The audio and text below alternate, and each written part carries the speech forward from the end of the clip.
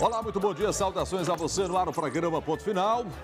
Falamos aí para todo o estado, né, de Pernambuco, queremos agradecer a audiência em todo o estado, as 184 cidades acompanhando a gente, pessoal da ilha de Noronha também, através da TV Jornal do Recife, TV Jornal de Caruaru. Daqui a pouco, às 9 horas da manhã, você pode me acompanhar na Rádio JC News, na frequência 90.3, das 9 às 11 da manhã e das 12h30 até as 2 horas da tarde. Então, já você também pode nos acompanhar. O programa vai ao ar agora, ele é reprisado ao final da programação, então você acompanha a gente nesse momento e pode indicar, inclusive, ao final da programação da TV Jornal para acompanhar o nosso programa. A vereadora Priscila Krause, que pertence ao Democratas, conosco aqui, faz parte do bloco de oposição lá na Câmara, eu diria que a pequena oposição, né? São 4 vereadores apenas de oposição, contra quanto? Contra 30 e lá vai cacetada, né?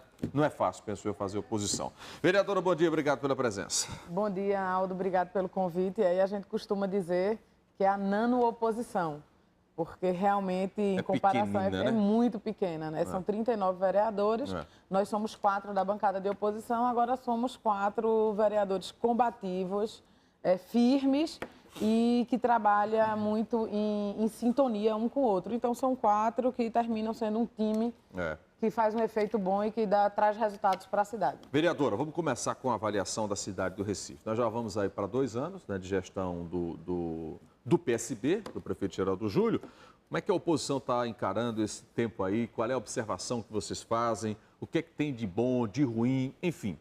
O que é que se pode dizer da gestão geral do Júlio? Veja, Aldo, não tem como negar que algumas coisas, alguns aspectos da administração mudaram e avançaram. Como, por exemplo, a manutenção da cidade. Em regra geral, você tem alguns pontos específicos, mas em regra geral, a questão da limpeza urbana, da conservação das ruas da cidade, elas estão muito melhores, as condições são muito melhores do que na gestão anterior. A questão da iluminação, você teve algumas melhoras pontuais, mas você não teve a requalificação prometida, inclusive fazer com que aconteça, que se execute, por exemplo, o programa Reluz, que tinha como objetivo requalificar 42 mil pontos de iluminação pública. Trocar mesmo, né? Trocar mesmo e requalificar, mudar né? o sistema de iluminação, de uma lâmpada que era tal para a lâmpada qual. Né? Então, mudar e requalificar. Esse programa não vem sendo executado a contento, né? Inclusive correndo riscos por conta do convênio entre Prefeitura e Chesf, que tem prazo específico. E agora tem coisas que são muito graves e que o prefeito ainda não conseguiu quebrar o que acontecia e dar uma nova realidade ao Recife, como, por exemplo, a situação da rede de saúde. O sistema de saúde, a rede existente. É bem verdade que você tem a construção do Hospital da Mulher, que você teve a entrega de 2 UPAs 24 horas.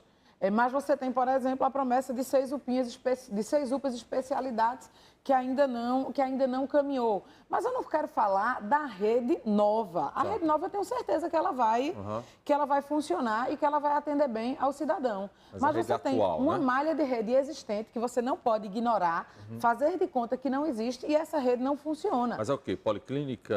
Os postos de saúde, as policlínicas. Eu estive há cerca de 3 semanas... por exemplo, no Centro Social Bido Krause. Fui chamada pela própria população e lá funcionam vários equipamentos municipais, inclusive um posto de saúde. Isso tem uma grande dificuldade lá, principalmente no que diz respeito a remédio.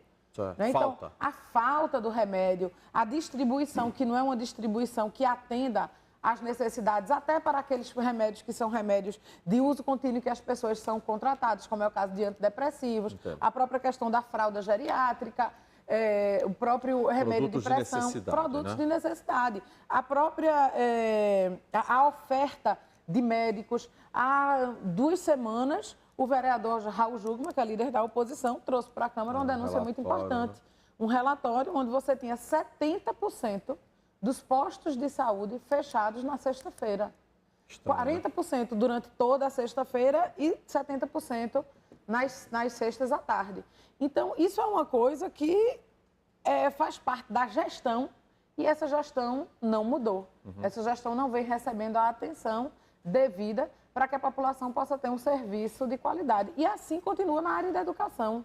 Tá bem, né? Vocês têm informações? Também tem informações. Inclusive, você tem um compromisso da Prefeitura de transformar em 4 anos todas as escolas do 6º ao 9º ano em escolas de tempo integral. Esse trabalho se iniciou em 5 escolas e foi interrompido, porque os professores disseram, a gente não tem condições de simplesmente fazer de conta, porque não tinha condições de dar continuidade ou de desenvolver um trabalho efetivo, né?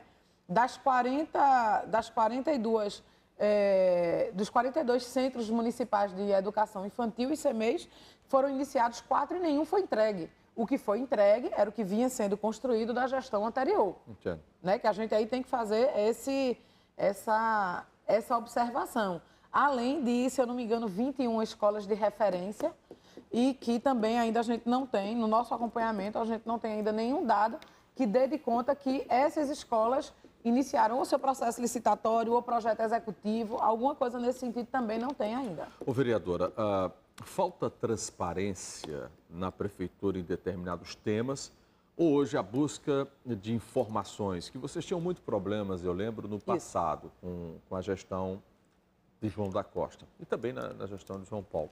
Mas hoje você tem maior acesso a essas informações ou ainda existem dificuldades no tocante à transparência envolvendo ações da prefeitura? Veja, inclusive saiu um ranking, eu não me lembro qual foi a instituição que fez, dizendo que o Recife era uma das cidades mais transparentes, campeã de transparência. Eu tenho um trabalho de fiscalização incessante e eu tenho para isso basicamente três fontes de informação.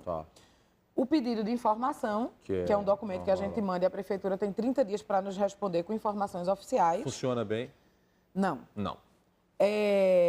A imprensa, seja ela a imprensa oficial, como os veículos de comunicação, como o Sistema Jornal do Comércio e os outros. Rádio, TV. E o Portal da Transparência. E aí a gente tem grandes dificuldades no Portal da Transparência. A informação que está no Portal da Transparência, ela, na maioria das vezes, ela é clara e ela atende à nossa necessidade para fiscalizar.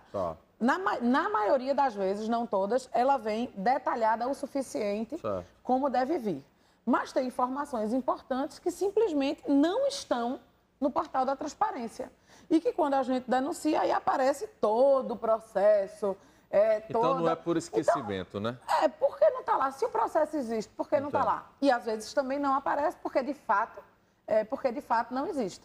E a questão dos pedidos de informação, eu tenho inúmeros. Já conversei várias vezes com o líder do governo sobre isso e a gente não tem uma resposta adequada. Nem em tempo hábil. E muitas vezes, quando ela vem uma resposta fofa. Ela não vem uma resposta precisa para perguntas que foram feitas de maneira objetiva. Aquela ação do FanFest, que a prefeitura decidiu não fazer porque queria gastar dinheiro público, a senhora acha aquilo que foi uma ação coerente ou foi mais para... Ali na época eu fiz questão, inclusive, de colocar nas redes sociais, no meu Facebook, uma nota parabenizando e de apoio ao prefeito. Tanto é que vai ter, né? O FanFest agora. Vai ter com a FIFA bancando, né? Exatamente. O caminho absolutamente certo e o prefeito agiu bem e teve o meu apoio nisso, em não ceder. Inclusive, eu me lembro que isso aconteceu, acho que no mesmo dia da reinauguração do Palácio do Governo. Sim. E que eu fui, todos os ex-governadores foram convidados, as ex-primeiras damas. Meu pai não estava na cidade e eu fui representando tanto ele quanto mamãe. E lá encontrei com o prefeito. Quando encontrei com o prefeito, eu acho que eu não dei nem boa noite. Eu já fui dizendo, prefeito, parabéns pela sua atitude no Recife FanFest. E eu acho que aquilo ali, a cidade precisava daquela atitude para se firmar. E o Recife não aguenta um desaforo desse, né? Porque é um desaforo. Pagar uma festa praticamente privada, uma festa dos outros, no valor inicial de 20 milhões, se negociou, chegou para 11 milhões e agora a FIFA vai fazer por 6 milhões. Ora, dava para ter sido feito por 6 milhões desde o início, né? E eles que banquem, né? E eles que banquem. Agora, vereador, então a prefeitura tem mais acertos do que erros? Veja, eu não consigo mensurar essa coisa de mais acertos ou erros. Eu acho que toda e qualquer administração, ela precisa sempre estar prestando atenção aos seus rumos e prestando atenção nas vozes discordantes, nas vozes que se contrapõem em busca do mesmo fim, que é o bem da população. O prefeito ouve vocês? Os vereadores de oposição sempre que solicitam a presença do prefeito... Veja, a gente há dificuldade solicitou... em audiência com o prefeito? Não, a gente buscou a audiência uma vez com o prefeito, fomos atendidos. Agora, eu acho também que o nosso papel não é estar em audiência o tempo inteiro com o prefeito. Nós temos uma tribuna, nós temos um canal constituído de um poder que deve ser independente, que é a Câmara Municipal. Nós fomos legitimados para estar ali e usando tanto a tribuna como requerimentos, pedidos de informação, projeto de lei, para nos posicionar. Entendo. E nos posicionamos. Várias vezes, vários relatórios já foram enviados para a Prefeitura. Agora, é fato, na maioria das vezes, são ouvidos moucos. Isso não é bom, né, para o processo. Não é bom. Agora, veja, nós estamos evoluindo um pouco na Câmara, a participação popular ela é muito presente, ou as pessoas ainda não estão acordando para dar mais atenção, por exemplo, ao trabalho do vereador? De estar presente na Câmara, de cobrar, de ir lá também exigir. As pessoas se afastam um pouco, geralmente cobram muito, mas não participam do processo. Isso está mudando? Veja, o que é que acontece? A gente tem aí uma crise dessa democracia representativa, e isso ficou muito claro, vai fazer um ano agora, semana que vem, quando a gente teve as manifestações de junho e é possível que aconteça de novo, do ano passado. É possível que aconteça de novo. E aquelas manifestações, elas, para mim, deram um sinal claro da fadiga desse modelo de democracia representativa. Entretanto, nós não temos outro para colocar no lugar. E, a partir daí, o que eu acho é que nós, representantes, nós precisamos estar atentos a essas mudanças, a esses anseios da população. E, para mim, ali teve um recado claro. O cara chegou para mim e disse, tá bom de falar, escuta um pouquinho o que a gente tem a dizer, né? E que nessa época de redes sociais, isso passou a ser possível. Quando você está ali no Face, quando você está no Twitter ou quando você está no Instagram, no YouTube, enfim. E agora no WhatsApp. E no WhatsApp, o cara está ali com o dedo na sua cara. Então, ele está ali como se estivesse na sua sala de jantar. Né? Aquilo dali, para mim, se tornou uma ágora moderna. Entendo. Né? E, do ponto de vista dessa crise de representação, eu acho que o poder se enfraquece e a participação popular ela deixa muito a desejar. Agora, particularmente, Aldo, no meu caso, eu fico muito satisfeita porque eu me sinto uma vereadora extremamente cobrada. Entendo. E eu acho que tem que ser dessa forma. É bom, né? Não apenas o meu eleitor, mas o cidadão recifense, ele é muito presente no meu mandato. Seja através das redes sociais, seja através da presença física no próprio gabinete ou eu fora do gabinete, enfim. Eu me sinto muito cercada pela população e isso me dá um respaldo e uma segurança muito grande. Tanto para continuar como para corrigir rumos. Claro. Então, essa interação que se dá entre mim e o eleitor, e o cidadão, não apenas o eleitor, não apenas o meu eleitor, mas o cidadão recifense e o cidadão pernambucano, é muito importante para o meu mandato. Deixa eu pedir permissão para a senhora, vou para o rápido intervalo. Priscila Krause, daqui a pouquinho a gente volta.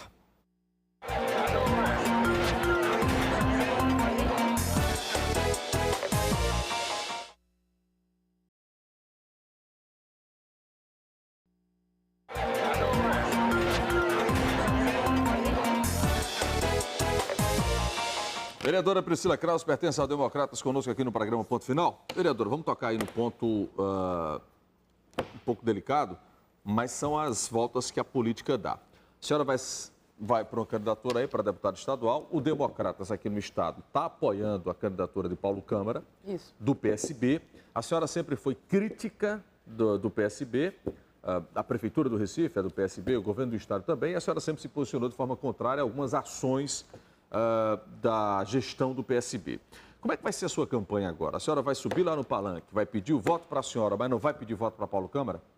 Exato. Veja, eu passei por um período de muita introspecção, agora no início do ano, e muita reflexão. Foi um momento muito solitário, porque a decisão política ela tem que ser solitária, embora eu tenha tido a ajuda e escutei várias pessoas num dado momento, exatamente.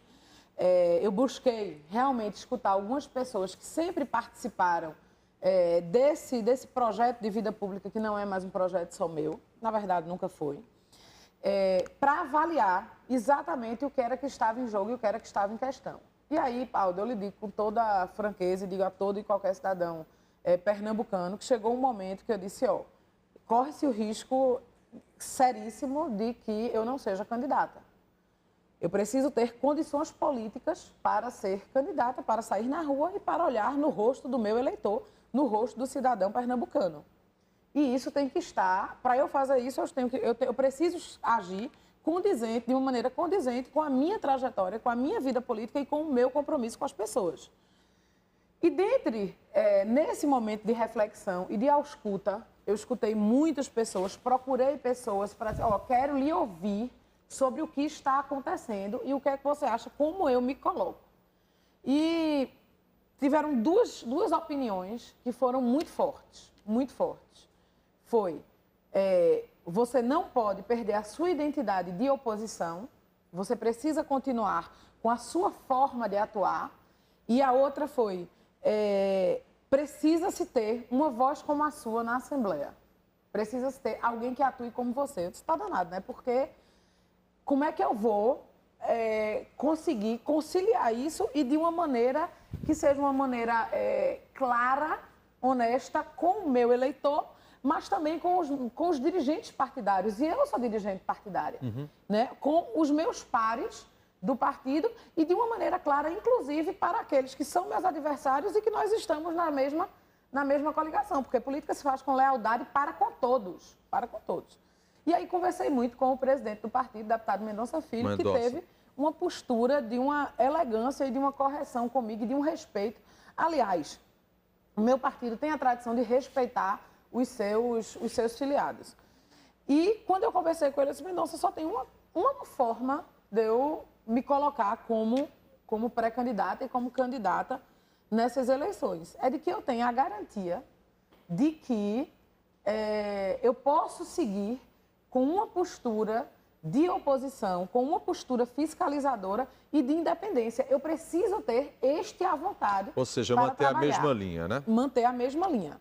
E aí eu já disse, olha, eu entendo totalmente a situação política. Nós não temos um candidato que tenha saído das hostes do campo de oposição. Nós temos hoje 2 candidatos competitivos em Pernambuco, que é o senador Armando Monteiro, o ex-secretário Paulo Câmara, pelos quais eu tenho o meu respeito, né? E nós tínhamos um entrave político que era exatamente o conjunto de alianças do senador Armando Monteiro, que nos colocava junto com, aí sim, PT, né? Com um adversário histórico e orgânico nosso, e raivoso, que é o PT. Eles podem até ser raivosos, mas nós aqui não somos muito, não. E aí eu disse, olha, eu entendo completamente, se você disser, Priscila, infelizmente, nós estamos numa conjuntura política que uma candidatura como a sua é complicado do partido apoiar. Certo. E aí eu escutei exatamente o contrário dele.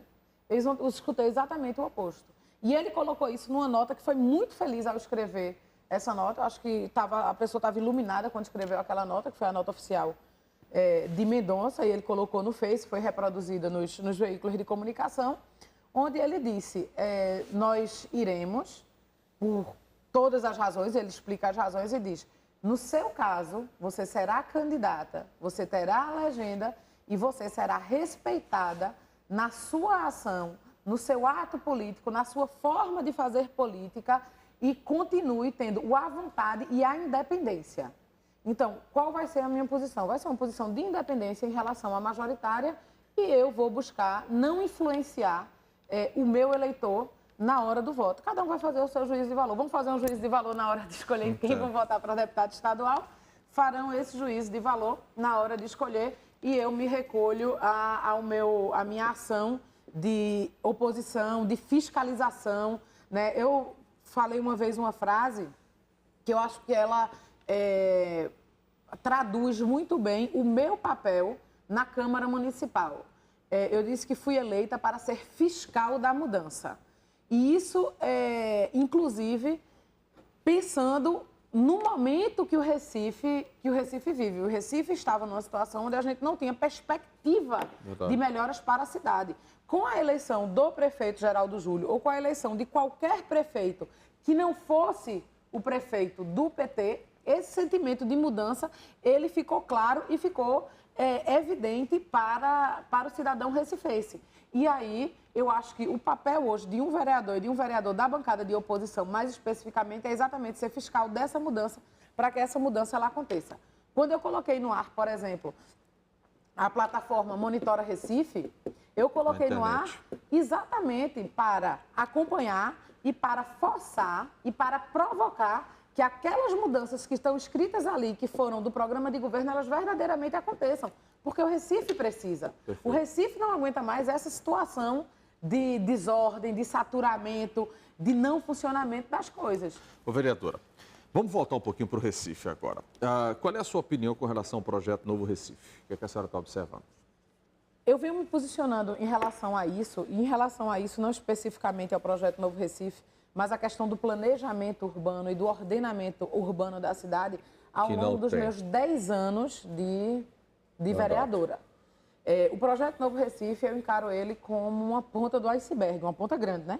Uma ponta enorme. Mas é uma ponta do iceberg e que traz à tona, enfim, todo um problema de falta de planejamento nas últimas décadas. O Recife sempre foi uma cidade que teve uma tradição em planejamento, ao contrário do que disse o prefeito Geraldo Júlio, eu não concordo. O Recife teve sim uma tradição de planejamento, é tanto que você tinha uma urbe forte e que tinha como papel principal não executar como é hoje, mas de planejar a cidade. O papel da urbe foi